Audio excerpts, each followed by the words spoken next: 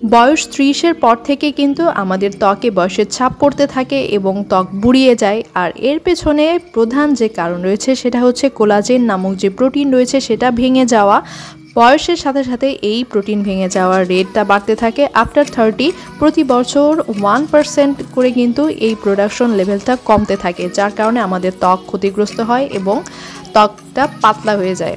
আর এই প্রোডাকশন রেটটা কারো কারো ক্ষেত্রে আরও বেশি কমে যায়। এর পেছনে অনেক কারণ রয়েছে। তো আমরা দেখব ন্যাচারালি আমাদের কিভাবে আমরা এই প্রোডাকশনটা বাড়াতে পারি। 1 নম্বরে আমি যেটা বলবো সেটা হচ্ছে সানবার্ন থেকে রক্ষা পেতে আমাদের অবশ্যই ভালো একটা সানস্ক্রিন ব্যবহার করতে হবে। এটি অত্যন্ত গুরুত্বপূর্ণ এবং সূর্যের অতি বেগুনি রশ্মি থেকে কিন্তু আমাদের ত্বককে রক্ষা করে। আর 2 ঘন্টা পর পর সানস্ক্রিন রিঅ্যাপ্লাই করা উচিত। কেনার আগে আমাদেরকে অবশ্যই খেয়াল রাখতে হবে সানস্ক্রিনে SPF মিনিমাম 13 যুক্ত আছে কি না।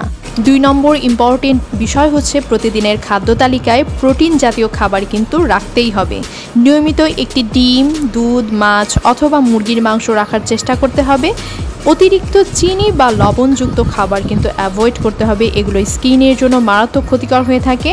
আর আমাদের চেষ্টা করতে হবে প্লেটারে অবশ্যই কালারফুল সবজি এবং ফল রাখতে।